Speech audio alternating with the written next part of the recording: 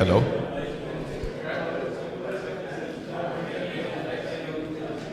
It's all working. Yeah, I know, right?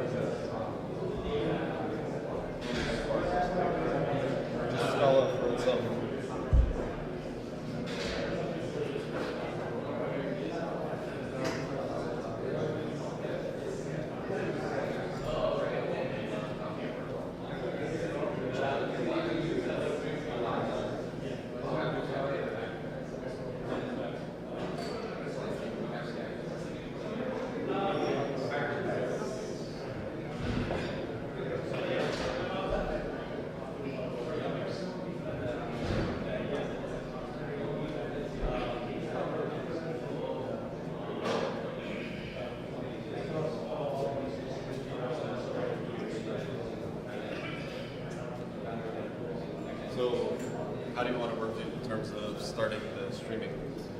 Well, You already started? Yeah, I started, and I wrote up, I said we will be starting shortly. Okay. And they're just here today. Okay. All right. So you'll just start it when we start? We might need to start. Hello, guys. We're going to get started in a minute with the presentation. How's the volume? Can you hear me? Yeah?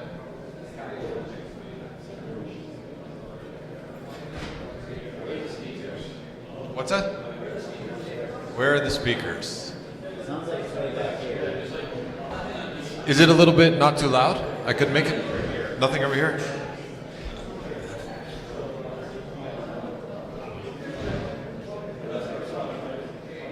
Test, test. Okay.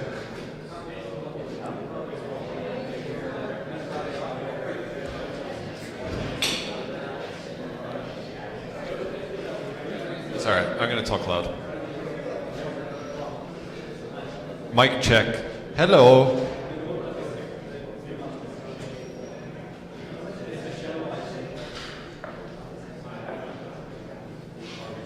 We're starting up.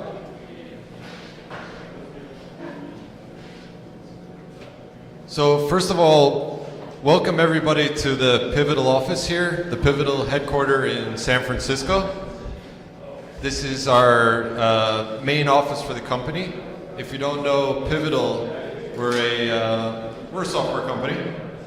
Pivotal has been a software company for almost 2 decades, in the sense that we started out as a development company doing software projects for other companies, and then through a series of different maneuvers, incorporated a product line of products into our company. I'm just kind of blah blah blahing until I get people to come, so don't worry, this is nothing important here. I'm just trying to make my voice heard so we can get started. Mic test. Mic test. All right, good. So, for today's talk, we're going to talk about Linux containers, Postgres, Greenplum, and the future impact. So, the goal of this is fewfold. One is part educational. So there's going to be interleaved in here mini tutorials. So the way I learned about Docker was one of the,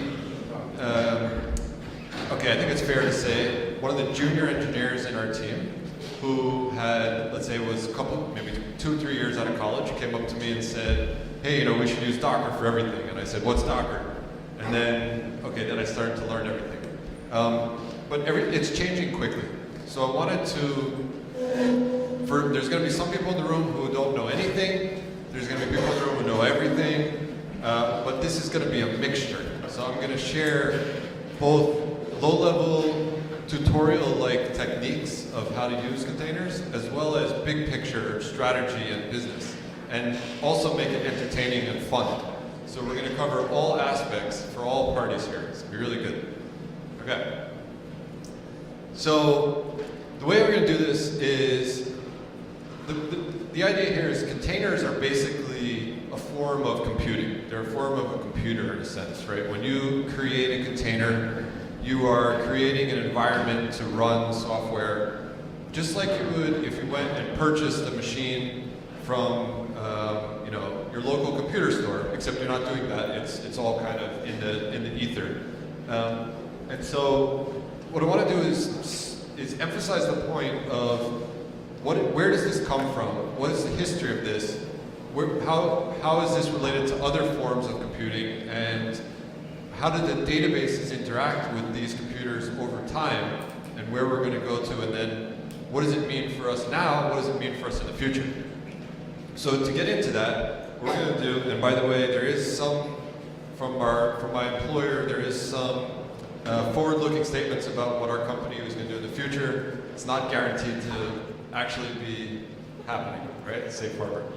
Okay, so let's start with the initial computers, right? So before we even had computers, we had punch cards. I've never seen a punch card. I've never used a punch card. Anybody here seen a punch card?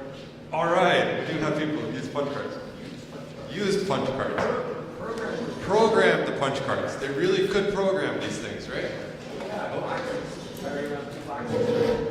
All right. Just make sure you never divide by 0. Never divide by 0, or else the punch cards are going to evaporate. Okay. Well, I'm pretty sure I did actually read a book about Thomas Watson Sr. and the creation of IBM. It's a great story. I highly recommend. And they commercialized this thing and made it into the international business machines, right? And I don't think there was an actual database in it. I don't know. I mean, maybe someone who's used it could say, but I don't think we were at that level where you could actually create a database. You had some sort of a computer, but there was no database per se that you could store data in and query or do anything, right? I take that as an ambivalent correct. Depends on how you want to define it. Okay, so now moving on a bit, we get up to around the 1974 mainframe era. We're already into the next Watson, right? Thomas Watson Sr. had already, may he rest in peace, passed on. We're on to Thomas Watson Jr., but still IBM Big Blue was kind of coming out there with their computers. They went to vacuum tubes and electronic computers, and at this point they had enough horsepower to create databases. And one of the first databases was called IMS. I know I've actually met folks who worked on creating IMS, and that IMS had a long, long life. I think it's still alive today. It's still being used today for certain purposes. Heavily transactional-based database, but it wasn't relational. It was hierarchical model, and but it was natively baked into this mainframe. We also, in this same era, created the first relational database. We had EFCOD. EFCOD was designing this, what is relational. We created the System R, which eventually became IBM's DB2. And Jim Gray was one of the important team members there. And Basically, the point here is that at this point, mainframe was the computer. There wasn't a personal computer yet. There wasn't a laptop or an iPad or a ThinkPad or anything like that, right? And so a database was created and designed to fit the shape and contour of the mainframe. And that was basically DB2, right? Moving on to a later generation, the C programming language came out of Bell Labs.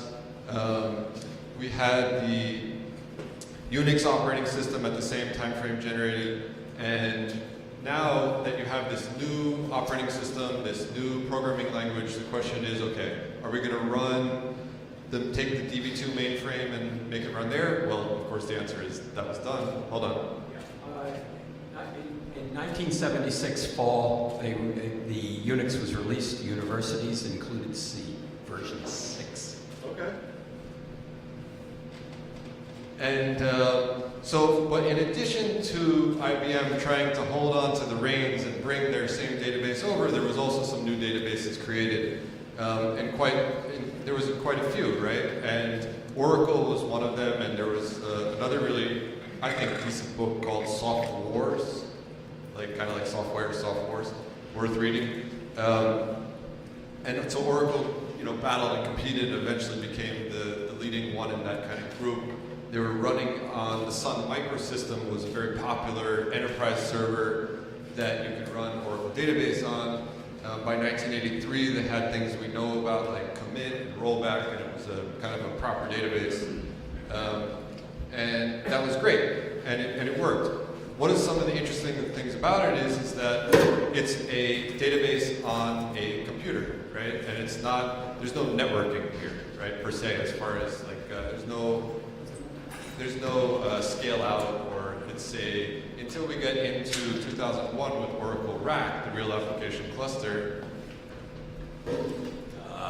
There was TCP IP stacks, and there were but it wasn't an integrated environment. That's your point. My point is that you can't spread that data around into 10 servers worth of data, right? It's a single server, it's a Unix server, it's got a database, it's a powerful database, it works, it's great. Moving on, we had people tried to, and did successfully, take the Unix type model and the hardware of that generation and build clusters of systems. Teradata was one of them. They built out a kind of data warehousing environment based on their own hardware that looked like that. It looked like kind of like a mini computer, looked like a Unix system that they built an appliance out of. Okay, that brings us to something that's a little more easy to remember. The Bill Gates era, the personal computer revolution coming out with Windows, and with that platform that came out, they also decided to go into the database business and bring databases to Windows and to go strong with SQL Server. SQL Server started by basically co-opting technology from Sybase, and then eventually they were making good money on it, but it wasn't working the way they wanted it. They tried to, I think, fully rewrite it, and it was, in 2005, released as a non-Sybase SQL Server. So the key point here is that as Windows became popular, there was a database for Windows built specifically by Windows, by Microsoft, which became a decent platform. Now Linux is a bit of an explosion. You can see the slide kind of going all over the place, and it's coming around 1991, the creation of it, and many different things are impacted there, right? And as part of this, the .com era came by 2000, but we've got, this is the Postgres meetup. Postgres came out, the first version in 1989. By 1999, it had MBCC, and 7.1 had write-ahead logging. So, this is kind of like the Postgres we know about near about 2000. And sure, it could run on Solaris, it could run on Windows. In my point of view, I'm thinking about, enterprises and automation. So, Linux is becoming a very popular option by that time frame.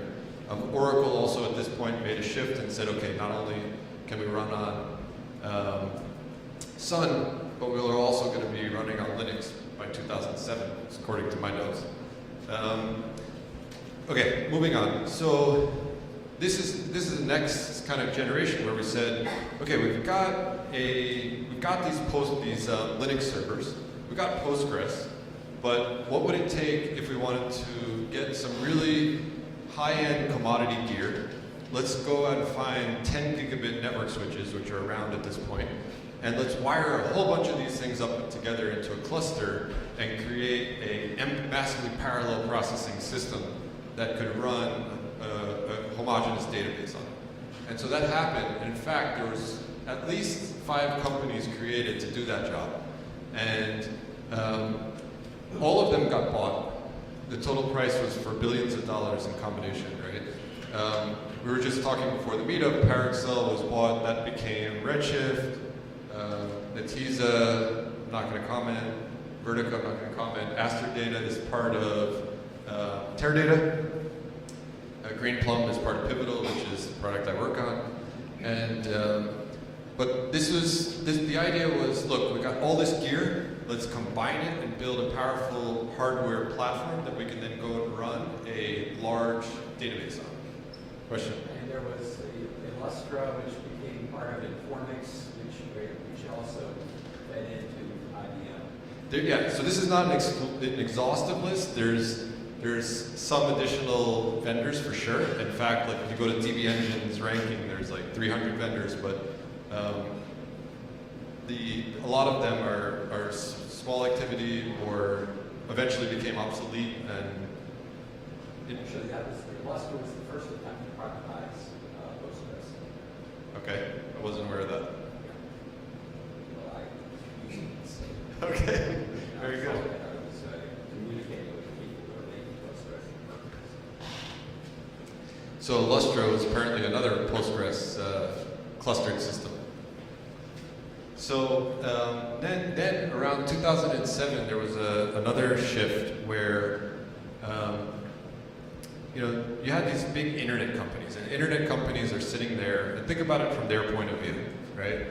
Okay, I have a startup, I'm doing great, I have 10 petabytes of data, which at that time was humongous, right? Compared to, today 10 petabytes doesn't seem that big a deal, but at the time, 10 years ago, 10 petabytes was a lot of data.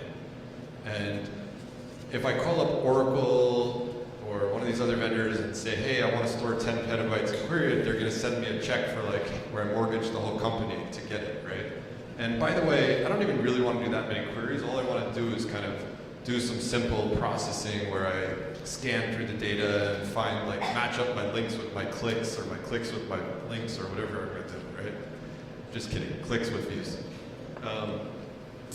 So they said, we could just build this ourselves. We got a lot of smart engineers, and they did, right? So they went out and just built Hadoop. To be fair, it was built based on papers they read from Google about MapReduce, but they built Hadoop and at Yahoo. And it was then picked up by Facebook. Facebook added a lot of things to it, and I think the initial use case, in fact, I actually, to confess, did work there at the time, and they called it the cloud. So they said, hey, we're going to move all our data processing to the cloud. The cloud meant it's some on-premise cluster of computers running Hadoop, right? And it had HDFS, and it had MapReduce, right? And then it had some languages around it, like Pig, etc. Anyway, long story short is, I'm still not even sure if it's a database per se or not, right? It's an ecosystem, it's a thing, it stores a lot of data, it has a lot of tools. Let me leave it at that for the moment. Okay, the next step is the public cloud. So the public cloud has obviously in recent times made a huge impact on IT, and you've got these vendors. Okay, in the past you would go to the mainframe. IBM has this mainframe, this powerful computer. Now, Jeff Bezos has a more powerful computer than the mainframe. It's called the cloud, right? It's got millions of servers in it. And so from their point of view, very clear and straightforward point of view, let's build this huge system. Let's build our own database that runs on this system, and then let's rent it out, by the minute or by the hour to users, right? And that's that approach, right? That's the public cloud approach, and it has picked up a lot. It's got a lot of traction. Is it the final and open answer? I'm not sure. One of the concerns I have with this model is that it is not per se open source, meaning that everybody, they're building their own system, they have their own code, they know what they're doing, but there's no interconnection as far as the knowledge, right? If you look at their databases, that's the secret sauce, like of how they do things. It's not published up to GitHub or anything, right? This is the Amazon implementation of a database. And then what does that mean internationally? When you go to another country and they say, well, do I want to just put all my data into an American company's database? So there's questions there. But it is extremely successful, and they have a platform, and they're building a database on that platform. So the question now becomes, what's next? What's the next step in the evolution of this story, right? This is obviously not the end of the story. This is just the beginning of the story. So something that is changing things, I was going to say everything, but it's not everything, because a lot of things are still the same, but something that's changing things is these containers, right? Because with containers, you don't have to, and just as a preview, we don't have to just look at, okay, I installed this server and I'm going to rent it to Bob, right? You've got this much more smaller granularity amount of resources that can be managed and used. And so this does have a big impact. So now we're going to get into some of the, that was a little bit more of the infotainment part of the presentation. This is going to be a little bit more of the tutorial part, right? So the step one is okay, we're talking about here is building databases for operating systems. So those are two major computer science curriculums when you go to college related in computer science, right? You want to talk about operating systems and databases. These are fundamental core disciplines, right? And so the database uses the operating system and is tightly dependent on the operating system. And so let's quickly look, what are we talking about? So according to the source of truth, Wikipedia, it says an operating system basically manages computer hardware and software resources and provides common services for the programs. Okay, so that's perfect. That's what the database needs, because it needs all these resources to do calculations and to store data. And as we showed in this history, right, you could have an operating system which is a Linux server, you could have a public cloud, you could have a cluster of network systems. This is your base platform that you're working with, right? And but what we're missing and what containers and the container world might be able to give us is the ability to have bigger systems that are clustered and that have some open interface that we can use to allocate these resources and to program to these resources, and to have that be a consistent APIs, like POSIX API or some standard API, so that we can build reliable systems across all these different environments and build software that can scale to huge sizes and can use all these resources that are being provided. That's kind of the goal here. So one of the technologies at play is virtualization, right? And in case you get confused on the subtlety, right? So virtualization is different than containerization. Virtualization means that at a high level that you're having something that's pretending to be hardware, right? You've got something like a VMware, or we have KVM now, which is getting quite popular. It's an open source Linux virtualization platform. But you're basically emulating, there's a couple different varieties, which I mentioned here for full accuracy. There's full virtualization and para-virtualization, but let's talk about full, right? You're basically in software emulating the hardware. And you get what you think is a full system, a full operating system, a full server, but it's virtual, it's not physical. And this was the first step. And this is actually leveraged throughout the world in tons of IT, right? But it's not, it's different than what we're going to talk about with containers. With containers, we don't emulate or simulate the hardware. And when you log into the system, you're not given a full, given a dedicated kernel. So it's not pretending to be a full computer and having a full Linux operating system kernel. You're sharing that kernel, but you're giving a certain amount of services which for 99% of your requirements gives you what you think is basically a full computer. But if you really look at it technically and accurately, it's that extra couple of percent that you're not getting a full computer where you save all the resources and make it cheaper and faster and quicker to allocate and to use, right? So in theory, it's less secure because it's not as fully isolated as a VM. But there's practices that can be put in place in software, and people know how to do these things. And if you use it for the right purpose, then it's good. One of the popular types of containers is Docker. You've probably heard of Docker. And we're going to talk about other things that are like Docker. But Docker and other platforms like this didn't just invent this from scratch. A lot of the things that go into Docker and that Docker uses to make containers existed for 2 decades. So one of the things is, for example, is change root. Change root means that it's a Linux or Unix command or Linux command that says, take this new directory or this directory and pretend, for all intents and purposes, this is now the root, right? So you created this directory, home, Ivan, foo, and say change root to that directory. So now when I log into the system and I'm there, I think that that's my root directory and I have this whole simulated file system, right? And that has been there for years, right? So that's one of the things that comes together to make containers. Some of the other key terms that you want to keep in mind. You've got the difference between an image and a container. The image is like the template, or in programming, if you do Java or C++, it's like the class, right? The Docker container is the instance of it. It's like the object, right? So you take the image, and then you can create containers from that image, right? And those are running instances of a system. Another key point here is there is a community thing called the Open Container Initiative. The Open Container Initiative is an attempt, and a successful attempt that is, to have people make technology that's compatible. So the key things are, can I have compatible images, and can I have compatible runtime spec? So you want to be able to say, like, you create this image in Docker, and then you're going to run it somewhere else that's not Docker, right? Some other competing system. And if it follows the spec, which these people do, then it's compatible. So this Open Container Initiative is important and provides shared libraries like libcontainer, and if I'm not mistaken, libcontainer is used by Docker and also by other providers providing a similar job.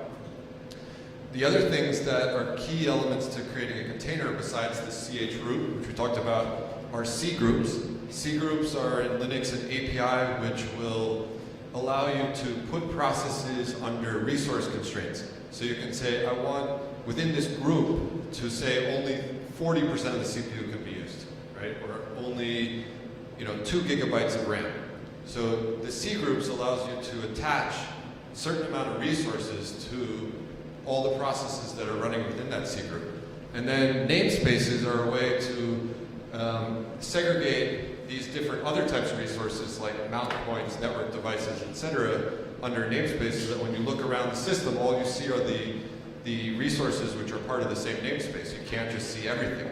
And when they combine all these things and they automate it all, that's how you can create a container and have an environment which looks like a container. And in addition to Docker, we also have runc. Runc is a reference implementation. You can check it out. There's also Rocket, RKT, which is from the CoreOS group. That's another kind of thing like Docker, and it conforms to the same standards as Docker, right? So you can create an image, you can take an image, create a container, run the container, log into the container, run processes. And then Canonical has LXC, LXD, which actually predates Docker and has also similar kind of capability. So just so you're aware, Docker does not equal container. Docker is a market-leading provider of containers for standalone containers, and then debatable as far as bigger container deployments. Great. That being said, Docker is super handy. I recommend putting on your system and trying it. And when you do, here are the first commands you can run if you've never run it before.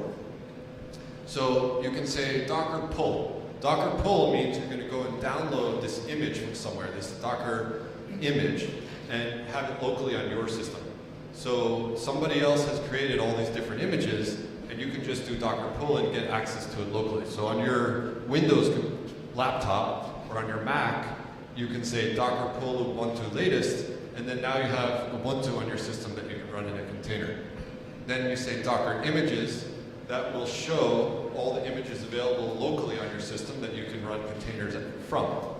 Then Docker run, and you give it, okay, what command are you going to run when you enter the container?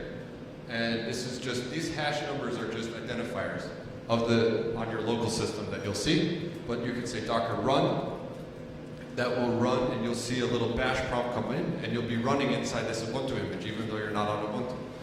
Right? Then you can do the -d command. -d is detached. So you can just say, hey, Docker run detached, Docker run detached, Docker run detached. So now you have 3 containers running on your system. You're not attached to any of them, but they're there. You can then attach to them with this Docker exec. You can do Docker ps -a to show all the running containers. You can stop it, you can remove it, and you can remove the image. So these are kind of like the key commands and lifecycle you would use locally just to create this. Now, just doing it all manually makes it not easy to reproduce. If you want to do DevOps and you want to make things repeatable, you can use Docker files.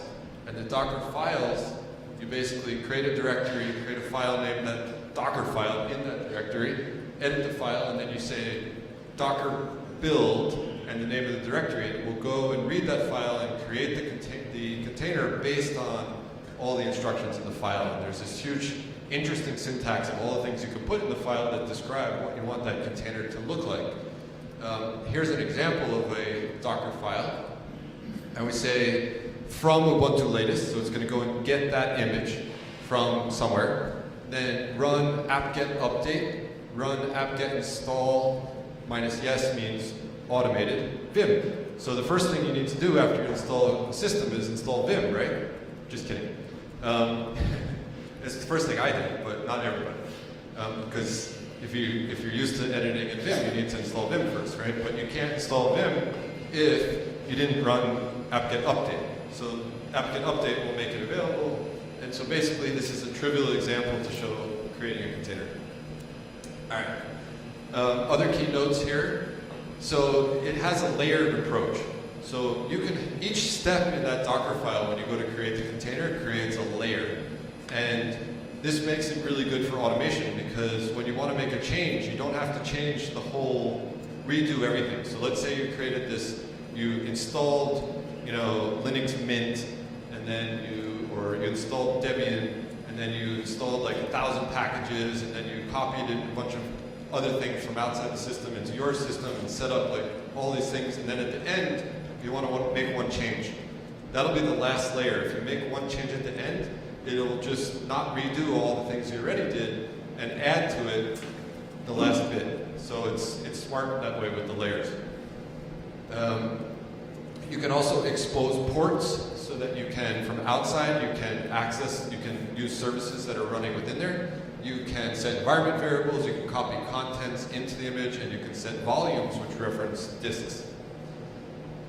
And the container registry is a part that when we said Docker pull before, the question is pull from where, right? So container registries are a place where you can store all these images. So you can see here that Docker itself has a registry, Google has a registry, Amazon has a registry, Microsoft has a registry. A lot of people have registries, and they're like stores or places where you can upload and download and set permissions on these images and exchange these images, and it's an extremely popular way to move these, share your work and move these images around and build repeatable systems. Okay, so the next thing is to show you a demo of Postgres in a container. But why bother? Why bother is what I said, because the demo is going to look like, hey, I ran a command, my Linux system came up, I started Postgres, I connected to it, PSQL, select star from foo, it works. Basically, there's no demo because it would be extremely boring and time wasting, so I'm not going to show you that. But that's basically what it would be, right? You're creating an instance, it can run any software you want. Postgres is still Postgres. You're not going to know the difference as an outside user. You're going to get the same interface to SQL. It's Postgres. So that's all great if you have a local system on your Mac that you want to run a container. But what happens if I want to run 5,000 containers or 100 containers, or I want to run containers across hundreds of computers and keep track of it and manage it and deal with failures and all that stuff. So we need more layers of management to make this thing scale and to make so that people can operate these things and you can use them for real if you want to do it with lots of power, lots of resources. And so there's a number of different projects out there: Kubernetes, Mesos, Docker Swarm, Marathon, HashiCorp has Nomad. I put them into Google Trends. The blue one is Kubernetes. All the flatliners are the other guys. So for the rest of this talk, we're going to refer to Kubernetes because it seems to be the one that's picking off. And it is an open source project. What else do I have? Some key points. Yeah, it's an open source project. It's written in Golang. It's inspired and created at Google. It operates at extreme scale. There's a foundation behind it to help keep them on the right track and make sure that it's not just one company, they're kind of coordinating. And it can deal with things like automation, deployment, scaling, management of extremely large container deployments. Right? So this is a necessary ingredient if you want to start thinking about how to build supercomputer scale and capability. Right? You need to not just be on one laptop. You need to scale it, and we want to use all these containers across an entirely huge environment. So first thing is we need to deploy it. And I took a look at deploying it and then stopped because it's way too complex.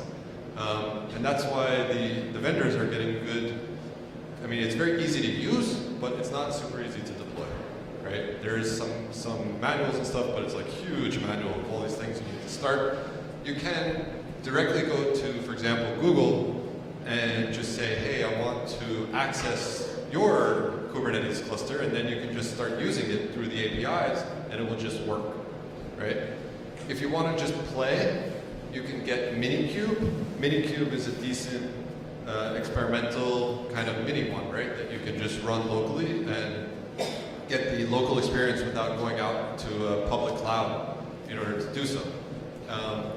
Pivotal also, the company here, we're also building a Kubernetes distribution called Pivotal Container Service, which I'll talk about in a bit, but basically it's what you can imagine. It's a Kubernetes, enterprise-grade Kubernetes distribution. In fact, yeah, here's the next slide. We are building one. This is a mini advertisement. It's only one slide, which is we are building and we're going to be releasing a enterprise-grade Kubernetes system, Pivotal Container Service, which will be basically providing it so that you don't have to just put it on Google, right? This is a portable system that you can install and that will be supported by a vendor and will have all of the security, high performance, managing, monitoring for Kubernetes in one package. And it's a huge initiative at the company, and there's, like I put at the bottom, much more because it's too long to talk about all it entails. So let's talk about some of the key concepts. Some of the key concepts are nodes and pods. So the way a Kubernetes computer or system describes itself starts with nodes. Nodes are basically either VMs or a bare metal server, right? And these are contributed into a Kubernetes cluster. So if you wanted to have this huge, million CPU core Kubernetes farm, it would be consisted of nodes. The nodes are your virtual machines and your physical machines. And then you can run pods on the nodes. Pods are a small group of related containers.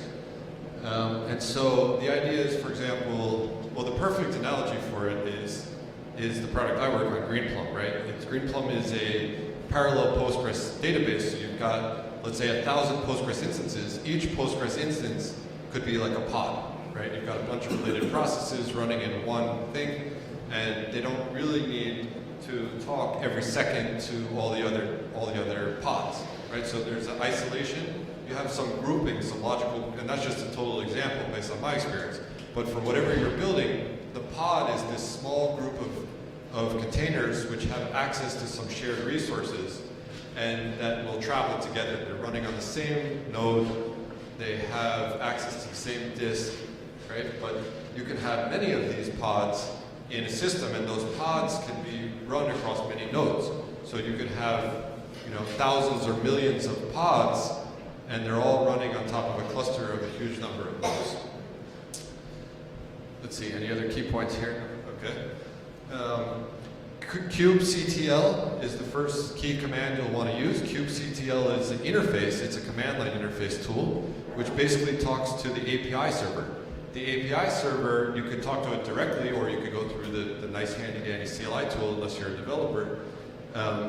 But this is how you gain access to resources. You say, I want to create a pod, and then you give it a YAML file and describe everything you want that pod to have in it and the way you want it to be to look, right? So create, get, describe, delete the resources. So what I want to emphasize here is, in the same sense that the operating system of a local server gives you access to resources to do computing, these commands in this Kubernetes system gives you access to resources on a cluster-wide scale to do computing and to do computing, right? And this is the control command that is your primary interface to get the resources.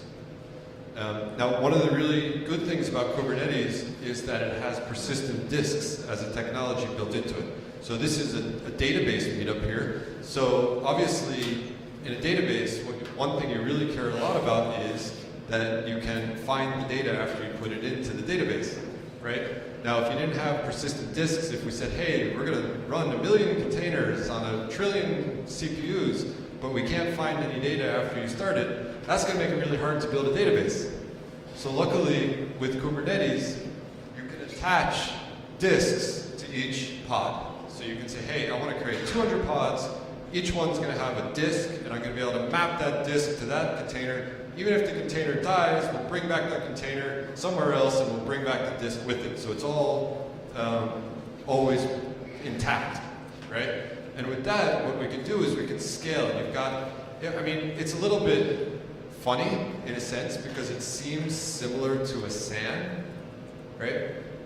And SAN kind of became uncool, and what became cool was local disk or don't have any data, right?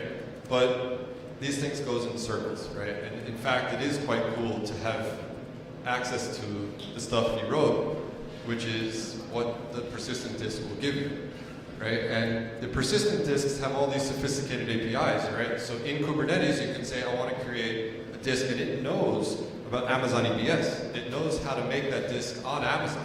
You can say, I want to create it on GlusterFS, and it knows, okay, that's Gluster. Let me make that disk and attach it to the container. So you're not writing any bespoke code in your application saying, oh, I'm going to connect to GlusterFS and do some API calls, right? You're creating a volume, you're mapping that volume to your container, and then underneath the covers, there's some other glue that makes sure that the Gluster file system has your data and that it can be reattached at the right time to the container.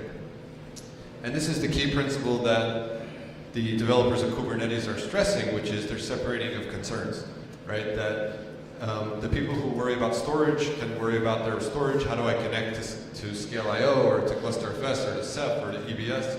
But then the people writing the application just have to say, I want a volume. And the two don't have to talk to each other much, right? The one person wrote the connection to EBS, the other person's writing their app, and they just have a nice interface in the middle where they say, I have a volume. Okay, so to build let's talk about now. You want to build a huge database, right? And you want to scale. You want to scale users, you want to scale data, right? You want to have many people using it and as much data as possible. We're going to need a lot of computing resources to do that, right? We can't just be limited by one, right? We need much. And so from a Postgres point of view, this is okay, this works for us, right? There's a whole ecosystem and world of people who have built multi-node Postgres deployments in all shapes and sizes, right? There's people who built, okay, here's the master who's doing updates, here's your read replicas, and the read replicas can scale. There's people who built bidirectional replication. There's people like us, we built the MPP data warehouse. There's other people who built, the the sharding plugins, etc. So lots of people are saying, okay, we can take different Postgreses and build a bigger system out of smaller parts, right? And if you could guarantee that you could attach a volume and keep it connected with the Postgres, and then restart that on another piece of hardware when it needs to be restarted, now you're starting to be able to build a really large system that can leverage the benefits of all the work we put into Postgres over the last 2 decades, but can scale it, right? And you couldn't really do that with a single host. And doing it, if you want to do it directly on AWS, that means you're doing specific things for AWS, or if you want to do it on, all these different technologies, the storage technologies that are different, the cloud providers are different, you want to run it on bare metal, you want to run it with VMware, you're writing all kinds of different things, and it ends up being basically an appliance running for one thing, right? And so this framework of Kubernetes is a generic framework that allows us to build extremely scalable system in a portable, open source way. And if you look at other folks besides Postgres, there are some folks who will have a decently straightforward time doing a similar thing as we can do with Postgres, and there are some folks who maybe won't, right? So for example, just looking at some of these things, Oracle, this is, to be honest, this is a competitor bashing slide outside Postgres, so bear with me. But Oracle prides themselves on building engineered systems where they've got special hardware that's going to just make it run right? The whole idea here is not to have stuff that needs to be so carefully looked at, like with the right wire and the right this, right? We're building these farms of containers and let it run, and the software is smart enough that it can be resilient, right? All of the single host proprietary systems, they haven't gone too far with clustering, so I don't see a big supercomputer coming out of them anytime soon. And then the Hadoop is a bit of a mind bender when it comes to if it's trying to be a database, because will it have HDFS or not have HDFS, right? HDFS with a big container farm. I mean, I think HDFS is it's its own thing, right? You run it on it independently. I'm sure the Cloudera Hortonworks people would say something different, but to me it seems way too confusing and complex to say, hey, we're going to take a Hadoop cluster and run it on a container farm and then add HDFS. And it's like, how many moving parts do we want here? And then where's the database to it, right? Is it a SQL engine? And it's confused. And Snowflake, the only really down thing I can say about Snowflake is it is closed source. I think that's not arguable. Proprietary. It does seem to be tied to AWS. I'm not sure if that's permanent. And more importantly, nobody knows what it's doing internally because we can't see the code, right? So it's a proprietary thing, and it seems to be working well on AWS. But will it work on containers? I have no idea, right? And the only people who know is people who work there. So I think I'm getting closer towards the end of this talk, but what this bit is going to show, I've got 2 slides here, one on 2 different features. And the idea here is that not only can we think about the future where we want to build a massively parallel database and use huge container farms as the underlying fabric to do so, but you can also take container technology and use it within the database, right? So to build the database. So one interesting feature, it's not in Postgres, it's in Greenplum, which is similar to Postgres, is resource groups. Resource groups, the problem it's trying to solve is you've got, let's say, 2 classes of users. Somebody doing a quick web-based reporting and someone doing a really heavy analytical query. And what we don't want is the heavy analytical query to slow down the quick reporting query. And if you run some huge analytical query without any controls, there's nothing to stop it from taking all the resources, right? And we see that all the time in data warehousing. And so we want to have a way to segregate these. And what's the perfect way to segregate these is using container technology, right? So the idea is, can we put those 2 users and put them in different, let's say, containers? Although in reality, we don't need a full container like Docker. All we actually need for this feature is the C groups. C groups is one of the features within containers, right? And so let me jump into it. So with the resource group feature, we basically say these users belong to this group, and all of their queries will run within this C group, which is basically a resource group. And that way, you can create some policies and guarantee how much CPU you're going to give for each query. So you'll go and look. You said I want 40% for that resource group, and you do top or something. You'll see those Postgres processes, those backends, are going to be capped right at 40%. Right? It's using the OS technology to govern individual queries and to ensure how much memory and CPU they're given to share. That way we can create bigger systems. And I asked some other folks in the Postgres community, how do you solve this problem without this feature? And they said, well, what we typically do is we would create read replicas, right? That's reasonable, right? We create read replicas and let them bang away on the read replica. But there's also more complex workload scenarios than that, right?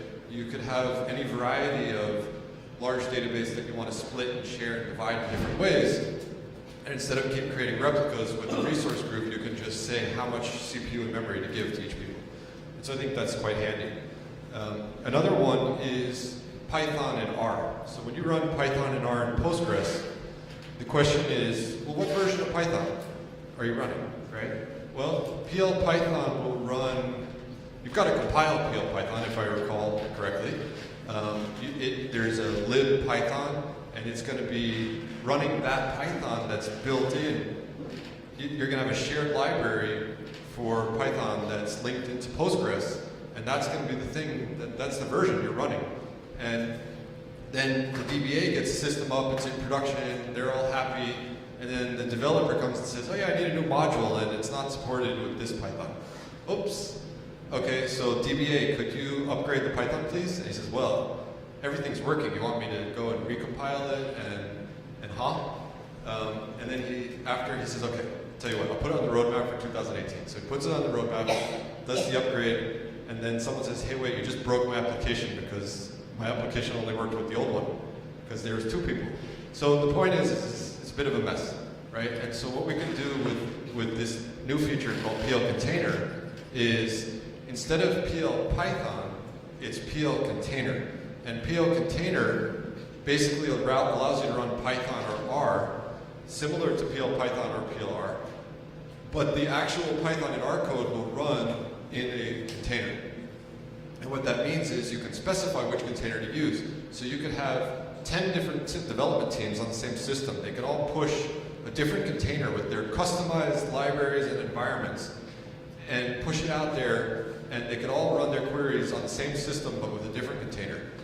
And there's also one more side benefit to this, which is that one developer who just had a bad day, and he decided to write a little PL Python called Sneaky Spider, which says select star from, and then it runs the Python, and then it says rf local file system root, right?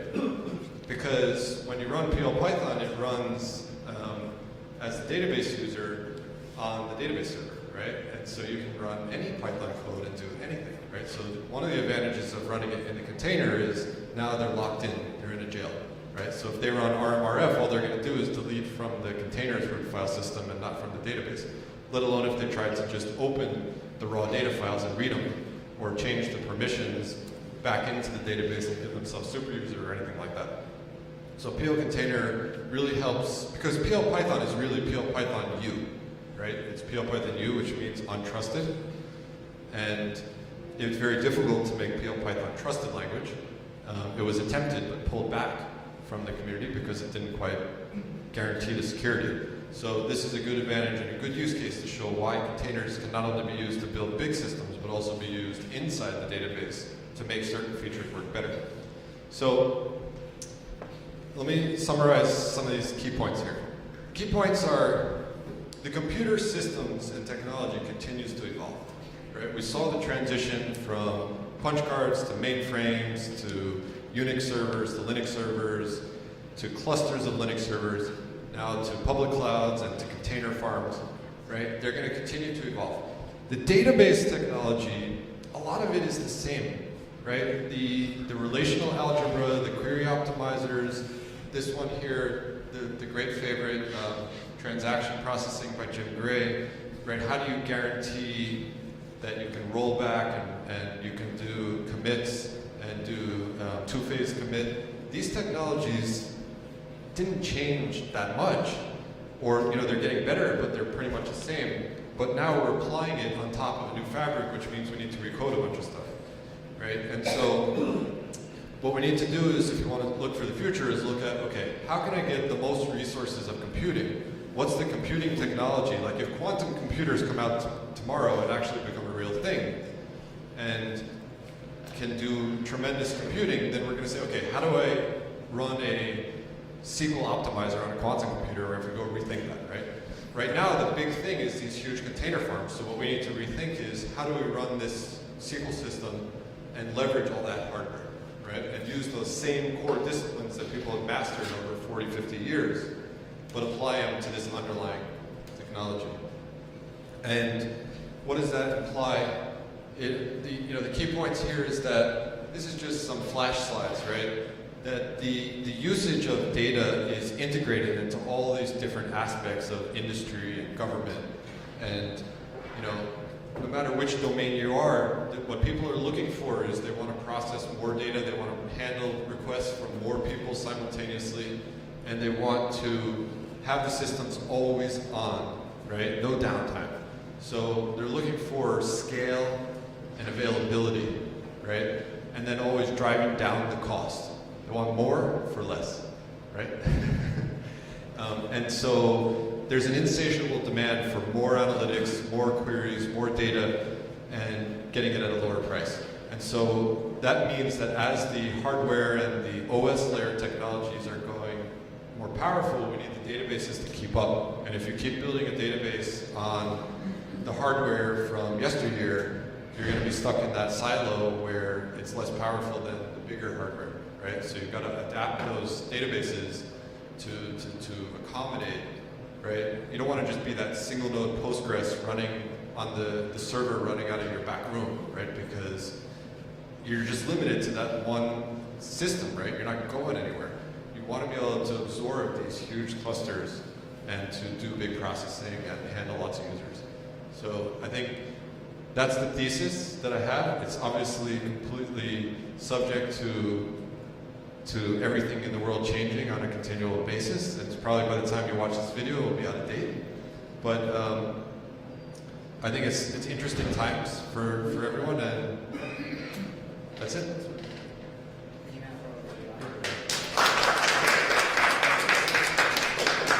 Since I got here with the mic, anybody have any questions?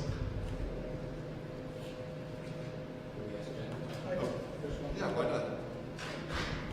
I saw a question brewing, but not coming from this guy. But he's good. So on the context of running Greenplum or some scale-out database itself in a container, so not the PL container, but running the database, how did you address the gaps in the container technology for guaranteeing that volumes or HA volumes are in different failure domains? So you can't have like the same partition. If you want it to be resilient and fault tolerant, you have to have it in different storage domains. Sure. And how did you actually get that to happen? Well, okay, so to be fair, we're still working on, we haven't GA'd a product yet on container fabric, but so far the information I have, so there's also different levels of acceptability. There's no perfect system in terms of HA. And so for example, one simple thing to do is to guarantee they're not on the same node or the same VM, right? Because Kubernetes has an affinity rule, and you can say, okay, these are labeled with primary, these are labeled with mirror, make sure they're not on the same VM. And those affinity rules are fairly flexible, so if we know, okay, you had some sort of rack architecture, you could move those. EBS, if you're talking about storage, it does also depend on the details of which infrastructure you're using as far as how much HA you're going to get, right? Because if VMware comes in and says, I've got this magic SAN that just does whatever, you're safe. But so would it be accurate to say that you're not creating the volumes through Kubernetes, you're pre-creating them through some other mechanism to do anti-affinity? No, so the Kubernetes API, as you saw, has specific volume commands for the different infrastructures. So you can say, for example, here you can see, where was that? Yeah, there's an anti-affinity for pods and not anti-affinity for storage. So, right, so but what's the risk? So let's say you're using EBS. So the affinity is what? Is that the data center? The EBS is that data center? So it won't be resilient for a full, let's Amazon data center failure. Correct.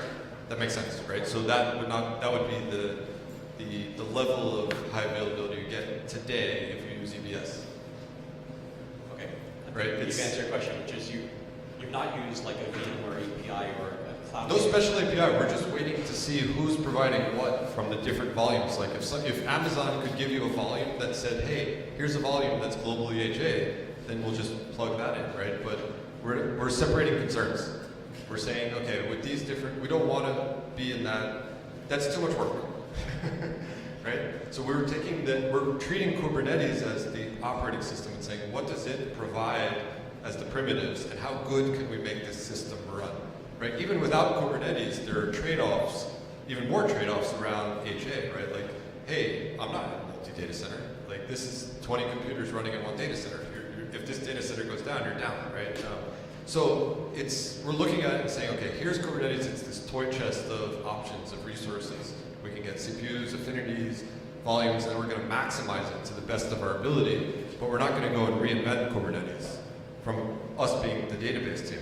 We're going to see what's the best they can offer and then say, here we go. Yeah, I was just Yeah. what you would use as a workaround. That was, Yeah. I guess The Kubernetes workaround is you just define this is your level of HA. If the full in this system, if the full data center goes down, then you should have a backup. Any other question? Yeah. Is it possible to put an entire Greenplum cluster in a container? An entire Greenplum in one container? Yes, for testing purposes. It's possible. In fact, I've done it on my laptop many times. But so basically what you do is you would just run, like, let's say on my Mac, I said Docker pull Ubuntu, and then I install Greenplum I log in, I install Greenplum, and then I say Docker commit. I've got an image now that's got Greenplum installed and initialized there, then I could just run it in, log in, and do insert data query. It's not going to perform super great, any better than my Mac, but there's no technical reason why you couldn't. You certainly wouldn't be production ready. Yeah, I'm just thinking about integration testing scenario. Yeah, and in fact, I think some of our engineers might actually do that already in their testing pipelines. Yeah. I like it. Yeah. Next one. Question from remote. Yes. How is the performance of container-based MPP systems versus bare metal? Okay. So the question was performance of container-based MPP systems versus bare metal. So when you're processing data, you're going to perform based on how much resources are available. So the question I would ask is, first of all, how much hardware have we allocated to this job? And then how much is the penalty that containerization imposes on that? So if we are paying, let's say we're in the public cloud and we're paying for 100 cores or 1,000 cores distributed across the system, plus this much disk and this much RAM, that has a price, right? And how much overhead does the Kubernetes infrastructure and the virtualization and container infrastructure add to it? These days, from what I see and understand, the overhead is certainly less than 5%. It's probably somewhere between less than 1% to 1%, right? Because the people building the virtualization and the containers have really optimized that stack to be really lightweight. It's not free. There is some overhead, but it's going to be in the 1% category in a hand-wavy way. And the next question, though, is the topology that you allocate. So we're going to create 1,000 containers and run a distributed system. How much, how smart is is that topology? And so, long story short is, it can be the same as bare metal if you think about it carefully, would be my answer to that, in terms of pound for pound. Okay, question back here.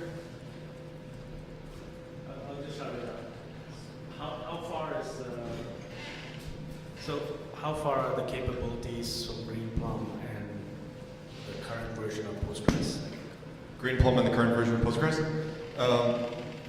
So Greenplum, the open source latest version of Greenplum is now 8.4, and our target for our next major release in September is 9.1 or 9.2. Remember the safe harbor at the beginning of the presentation? But it's basically, we finished the 8.4 merge, and we are right now replacing the previous segment-to-segment replication with the write-ahead log replication from Postgres. And then we'll be resuming with the 9.0, 9.1, 9.2. We expect to be through the 9.0, 9.1, 9.2 this year coming. So this year coming, we'll have Greenplum 6 with wall replication based on Postgres 9 and a lot of other key, interesting stuff. Any other question? Yep. So this wall replication that you just mentioned, I understand that's going to be happening internally. I think you told me earlier. Will it also be possible to replicate to external places using that same wall replication? So fundamentally, from a technology point of view, it is possible, and it won't be there in the first drop of the product. But I know that there are people in the Greenplum world who are looking to immediately follow up the wall replication internally with exposing the APIs to be able to do cluster to cluster, and really, I think, opening it to partners as well, because there's a lot of replication and data movement partners out there, and we want to make it available so people can consume and say, okay, here, I want to capture the changes and then push them somewhere else. Not just, Greenplum team come and build a full replication solution, but the same way like with Oracle, before Oracle bought Golden Gate, they built their own replication system because Oracle's logs were known how to read them. So we want to follow that model and say, okay, we'll show you how to process wall logs and make it so that the whole community can consume and replicate data down the road. But yeah, it's coming. All right, so for the people who want to get home at a reasonable hour, I'll close the talk and stick around. We can just carry on offline. And so thanks everybody for coming, and super appreciate your time.